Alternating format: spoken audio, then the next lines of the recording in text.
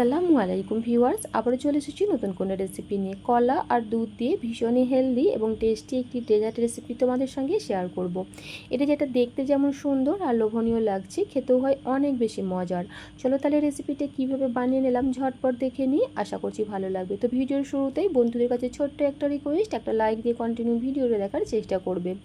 ডেজার্টটা বানানোর জন্য একটা ক্যারামেল তৈরি করে নিব। তার জন্য চুলায় একটা পাত্র বসিয়ে দিয়েছি আর দিয়ে দিচ্ছি 5 চা চামচ চিনি। তার সাথে দিয়ে দেব 2 চা চামচ পানি। চুলার ফ্লেমটাকে একেবারে লোয়ে রাখবো আর চিনিটা হালকা মেল্ট হয়ে যাওয়া পর্যন্ত অপেক্ষা করব। এখানে চিনিটা যখন হালকা মেল্ট হতে শুরু করবে, সাথে সাথেই একটা স্প্যাচুলা দিয়ে অনবরত নেড়ে চেড়ে ক্যারামেলের কালারটা তৈরি করে নিতে হবে। তবে এখানে ক্যারামেলের কালারটাকে খুব বেশি পুড়িয়ে ফেলবো না, অর্থাৎ খুব বেশি লাল করে ফেলবো না, তাহলে কিন্তু ডেজার্টটা খেতে একদমই তেতো লাগবে। সুন্দর একটা কালার আসার পর এখানে দিয়ে দেব 1 চা চামচ বাটার। বাটারটা দেওয়ার সাথে সাথেই এখানে চুলার ফ্লেমটা আমি অফ করে দিয়েছি। দেখতেই পাচ্ছ বন্ধুরা, এখানে বাটারটা খুব সুন্দরভাবে মেল্ট হয়ে গেছে। আর বাটার ব্যবহার করলে এখানে ডেজার্টের মধ্যে সুন্দর একটা ফ্লেভার পাওয়া যায়, তবে হাতের কাছে না থাকলে স্কিপ করতে পারো। তারপরে দিয়ে দিচ্ছি আমি কলাগুলো একদম পাতলা পাতলাভাবে আমি কেটে নিয়েছি। তোমরা দেখেই নিশ্চয়ই বুঝতে পারছো, ঠিক এইভাবে পাতলা করেই কেটে নিতে হবে। আর গরম থাকা অবস্থাতেই কলাগুলো এইভাবে ক্যারামেলের ওপরে দিয়ে দিতে হবে, এতে ডেজার্টের ওপরের লুকটা দেখতে অনেক বেশি সুন্দর আর লোভনীয় লাগে। তারপর এই পাত্রটাকে একটা সাইডে রেখে দেব ভালোভাবে সমস্ত কিছু সেট হয়ে যাওয়া পর্যন্ত। আর এদিকে ডেজার্টটা বানানোর জন্য আমি 2টো কলা ব্যবহার করছি আর কলাগুলোকে খুব সুন্দরভাবে একটু ছাড়িয়ে নিচ্ছি। এবার এই কলাগুলো একদম পাতলা পাতলাভাবে আমি কেটে নিচ্ছি।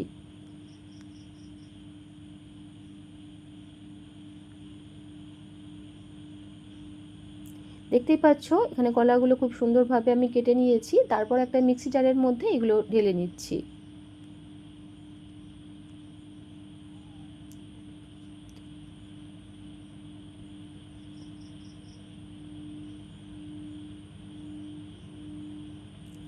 তারই সাথে দিয়ে দেব এখানে 2টা ডিম। মাপটা একটু ঠিকঠাক রাখবে, তাহলে ডেজার্টটা বানাতে কোনো রকম অসুবিধা হবে না। আর 2টা কলার জন্য অবশ্যই 2টা ডিম এখানে ব্যবহার করতে হবে।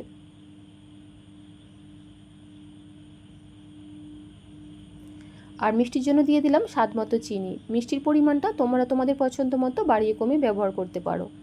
আর তারই সাথে দিয়ে দেবো এখানে আগে থেকে জাল করে রাখা ঘন দুধ 2 কাপ। দিয়ে দিচ্ছি 1 চা চামচ ভ্যানিলা এসেন্স। যেহেতু ডেজার্টটা বানানোর জন্য এখানে আমরা ডিম ব্যবহার করেছি, তাই ডেজার্টের মধ্যে কোনো রকম ডিমের আষ্টে গন্ধ না থাকে, তাই অবশ্যই এখানে ভ্যানিলা এসেন্স ব্যবহার করতে হবে। তবে হাতের কাছে না থাকলে এই পর্যায়ে 1/2 চা চামচ লেবুর রস ব্যবহার করতে পারো। তারই সাথে দিয়ে দিলাম 10 টাকা দামের 1 প্যাকেট গুঁড়া দুধ। গুঁড়া দুধটা ব্যবহার করলে ডেজার্টের টেস্টটা অনেক বেশি ভালো আসে। সমস্ত কিছুকে খুব ভালোভাবে একটু ব্লেন্ড করে নিয়েছি। এবার এই মিশ্রণটাকে আমি ঢেলে নিচ্ছি যে পাত্রের মধ্যে ডেজার্টটা আমরা সেট করব। আর অবশ্যই এভাবে একটু ছেঁকে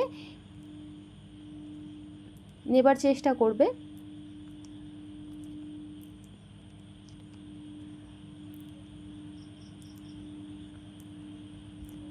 তারপর এটাকে আমি স্টিম করার জন্য এদিকে চুলায় একটা পাতিলের মধ্যে পর্যাপ্ত পরিমাণ পানি খুব ভালোভাবে ফুটিয়ে নিয়েছি আর মাঝে এইভাবে একটা স্ট্যান্ড রেখে দিয়েছি।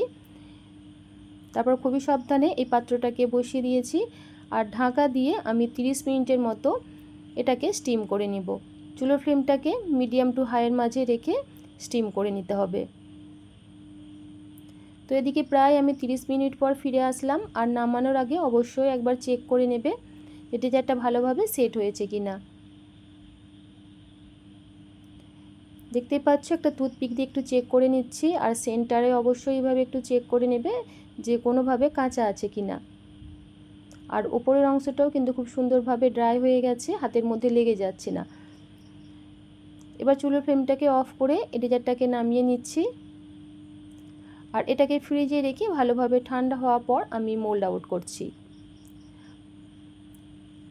তো এখানে প্রায় আমি 1 ঘন্টার মতো ফ্রিজে রেখেছিলাম আর 1 ঘন্টার মধ্যে ডেজার্টটা কিন্তু খুব সুন্দরভাবে সেট হয়ে গেছে। আর যে কোনো ডেজার্ট ঠান্ডা ঠান্ডা খেতেই অনেক বেশি মজার হয়। খুবই সাবধানে ডেজার্টটাকে মোল্ড আউট করে নিলাম আর দেখতেই পাচ্ছ মাশাআল্লাহ কত সুন্দর লাগছে। ডেজার্টটা দেখতে যেমন সুন্দর হয়, খেতেও হয় অনেক বেশি মজার আর পুষ্টিগুণে ভরপুর, এটা বলে বোঝানোর আর কিছুই নেই।